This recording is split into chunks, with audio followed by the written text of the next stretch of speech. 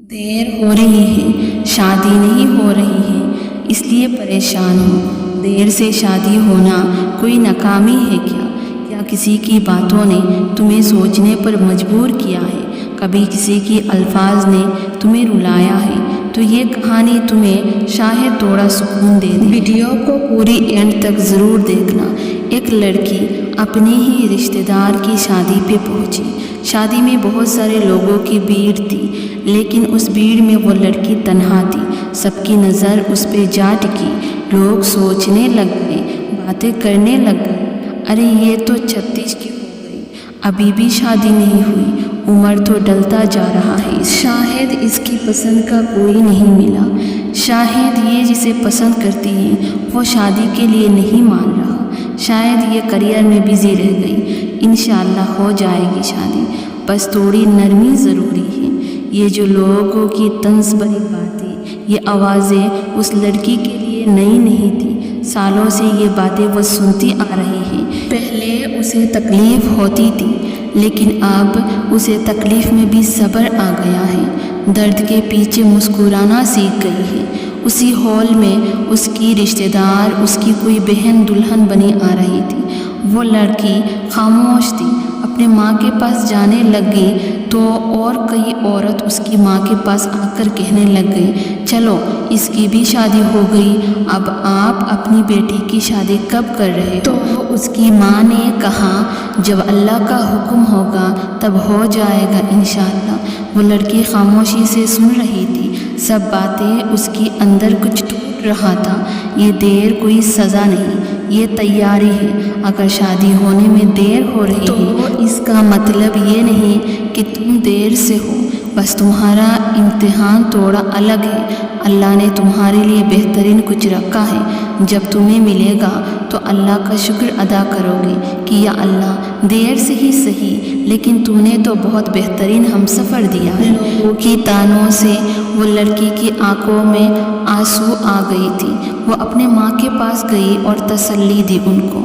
دلہن کی رخصتی دیکھ کر لڑکی نے سوچا، ایک خواہش اس کے دل میں جگی، جب بھی میری شادی ہو تو سادگی سے ہو، سچائی سے ہو، ایسا رات ہو جس میں اللہ کو پسند آؤں نہ کہ لوگوں کو، ایک ایسا رشتہ ہو، ایک ایسی محبت ہو جو مجھے اللہ کے قریب لے جائے۔ شادی سے وہ اپنے گھر واپس آئی تو اس نے اپنی اسلامک چینل کو کھولا تو دیکھا کسی نے کومنٹ کیا ہے، زندگی اب بے معنی لگنے لگ گئی، اب شادی نہ ہونے کی وجہ سے لوگ جینا مشکل کر رہے ہیں۔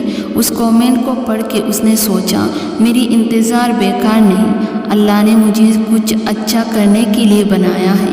ایسے لوگ جو شادی نہ ہونے کی وجہ سے پریشان ہیں، سچی محبت نہ ملنے کی تکلیف میں ہیں، ہر دن صبر کر رہے ہیں اور لوگوں کی تانوں کے باوجود بھی ٹوٹ نہیں رہے، اس کے لیے ایسی باتیں لاؤں جو ان کے دل کو سکون دے جائے۔ لوگ سوچتے ہیں تم ایسے ہی ہو، تم نے کسی کو پسند نہیں کیا، تمہیں کوئی پسند نہیں آتا، لیکن یہ نہیں جانتے تم رشتے دیکھتے ہو، دعائیں کرتے ہو، لیکن کہیں نہ کہیں وہ رشتہ ٹوٹ جاتا ہے۔ تم نے سچی محبت کی، ہر دعا میں اپنی محبت کو پانے کے لیے دعا کرتے ہو، پھر بھی بے وفائی مل جاتی ہے، دل ٹوٹ جاتا ہے، جس میں تمہاری کیا غلطی ہے؟ تم تو سچے دل سے رشتے کو نبھاتے ہو، دعائیں کرتے ہو۔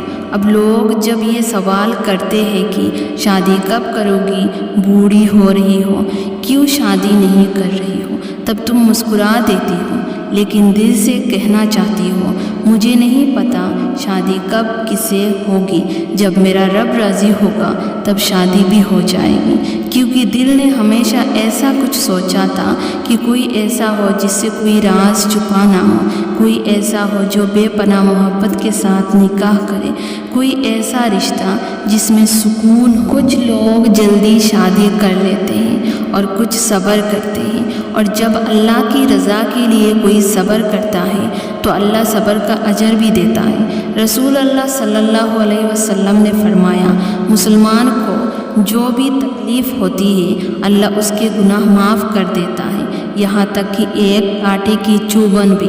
تو ذرا سوچو، اس عورت کا کیا جو ہر دن سماج کی لوگوں کی باتوں کو چپ چاپ سنتی ہے، روتی ہے، اللہ سے دعائیں کرتی ہے، اور اس مرد کا کیا جو ہر حرام رشتے کو ٹکرا دیتا ہے ایک حلال رشتے کی امید میں۔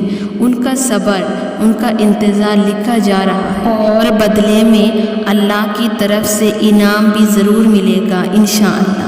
لوگ ہوتے ہی ہیں باتیں کرنے کے لیے، ان کی باتوں کو نظر انداز کر کے تم خاموشی سے آگے بڑھو، دعائیں کرتے رہو اس مقدس وقت کے لیے جو اللہ نے تمہارے لیے لکھا ہے۔